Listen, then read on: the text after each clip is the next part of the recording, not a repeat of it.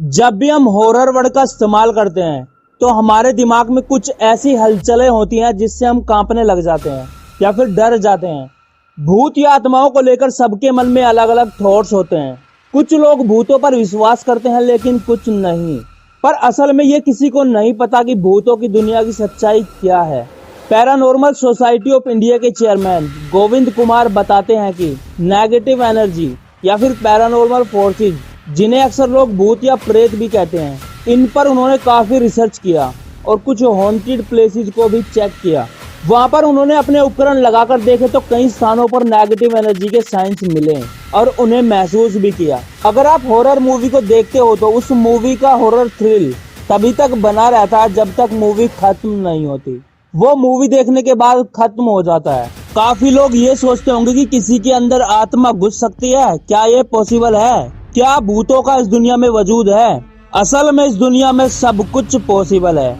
Majority of peoples ghost, paranormal activities या फिर negative energy पर बिलीव नहीं करते, लेकिन एक ऐसी चीज है जिस पर सब यकीन करते हैं और वो है साइंस।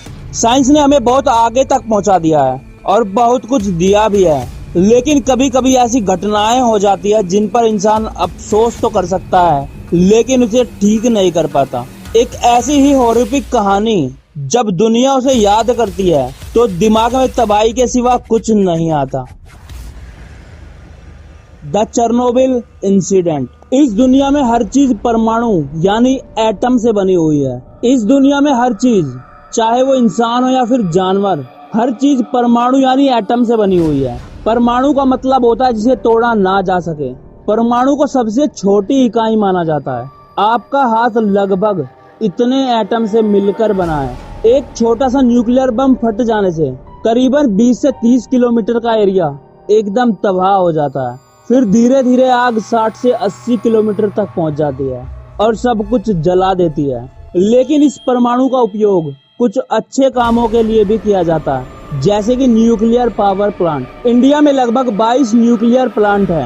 ये स्क्रीन पर आपको जो साइन नजर आ रहा है ना, ये दुनिया का सबसे खतरनाक साइंस में से एक है। इसे रेडियो एक्टिव साइन कहते हैं, जो एक डेंजरस इनविजिबल चीज है। लेकिन कभी कभी इंसान लापरवाही कर जाते हैं और हादसे हो जाते हैं। परमाणु हादसा एक ऐसी घटना है जिसने पूरी पृथ्वी के इतिहास को बदल दिया। छोटी सी लापरवाही के चलते करोड़ों लोगों की जान चली गई और आने वाली पुश्तों का भी विनाश एक झटके में हो गया। चेरनोबिल परमाणु प्लांट यूक्रेन के प्रिपेट शहर के पास मौजूद है। प्रिपेट शहर में लगभग 50,000 लोग खुशी खुशी रहते थे, लेकिन किसी को नहीं पता था कि उनकी खुशी ज्यादा दिन की नहीं थी। तारीख थी 26 अप्रैल 1986। शनिवार की उस रात को वहां पर लोगों को अचानक एक तेज सी बिजली दिखी। उसे देखने के लिए लोगों की भीड़ इकट्ठा हो गई और सब लोग ब्रिज पर खड़े होकर ये अचानक से लाइट देखने लगे। लोगों को लगा कि किसी फैक्ट्री में आग लग गई है और एक नॉर्मल सी लाइट होगी, लेकिन वो इस बात से अनजान थे।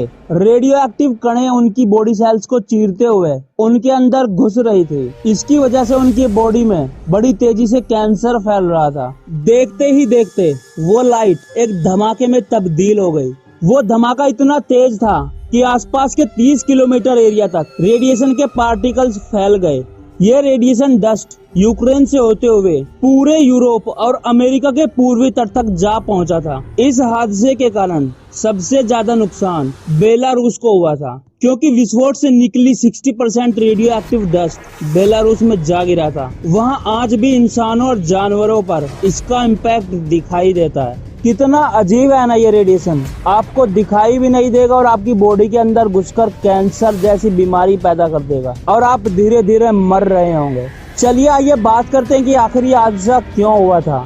26 अप्रैल 1986 के दिन चेरनोबिल प्लांट के अंदर मौजूद रिएक्टर 4 में एक बड़ा धमाका हुआ था। यह धमाका ऑपरेटर की लापरवाही के चलते हुआ। प्लांट ऑपरेटर बिना किसी सेफ्टी प्रोटोकॉल के फॉलो किए रिएक्टर को बहुत ही कम बिजली पर चला रहे थे। हादसे के बाद यह बात भी सामने आई कि प्लांट में ऑपरेटर सेफ्टी मैन से एडवाइस भी नहीं लेते थे। चेरनोबिल प्लांट के अंदर मौजूद सभी रिएक्टर आरबीएम के डिजाइन के तहत बनाया गया था, जो कि किसी दूसरे सामान्य रिएक्टर से डिफरेंट और पावरफुल था। इसके अंदर पानी की भारी मात्रा में दबाव बनाकर रखा जाता था चेरनोबिल में लगे हुए एक रिएक्टर में मुख्य रूप से बिजली और प्लूटोनियम निकलता था, इसलिए इसके अंदर परमाणुओं की बड़ी तेजी से एक्टिविटी होती थी।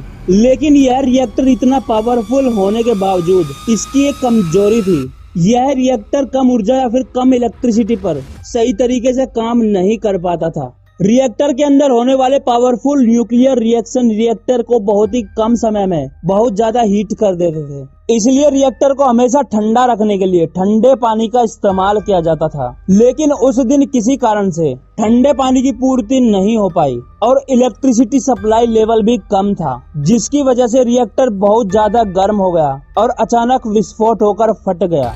हादसे के आज 35 साल बीत गए, लेकिन आज भी चेरनोबिल की मिट्टी, पेड़ पौधे और इसके आसपास मौजूद हर एक चीज रेडियो एक्टिव है। वहाँ का रेडिएशन लेवल इतना हाई है कि नॉर्मल स्केल से रेडिएशन को नापा भी नहीं जा सकता। चेरनोबिल के अंदर रेडिएशन 12.6 यूएसवी पर आवर है, लेकिन उस रिएक्टर के अंदर जहाँ पर हादसा हुआ था वहाँ पर रेडिएशन लेवल 336 पर यूएसवी आवर्स है, जो कि इतना ज्यादा है कि अगर कोई वहाँ 1 मिनट के लिए खड़ा भी हो गया तो रेडिएशन की हाई एक्टिविटी की वजह से तुरंत उसकी मौत हो जाएगी। आज भी वहाँ पर एक कमरे के अंदर उन वर्कर्स के कपड़े मौजूद है जो हादसे की रात वहाँ पर काम कर रहे थे। सोवियत सरकार ने हादसे को देखते हुए रिएक्टर के ऊपर एक बड़ी सी दीवार बना दी थी, जिससे रेडिएशन बाहर ना फैल पाए। इस हादसे में लगभग विस्फोट से 60 लोगों की जान उसी समय चली गई थी, लेकिन उसके बाद करीबन 20,000 से भी ज्यादा लोग रेडिएशन की वजह से मारे गए। क्या आपने किसी सिटी की पॉपुलेशन 0 देखी है?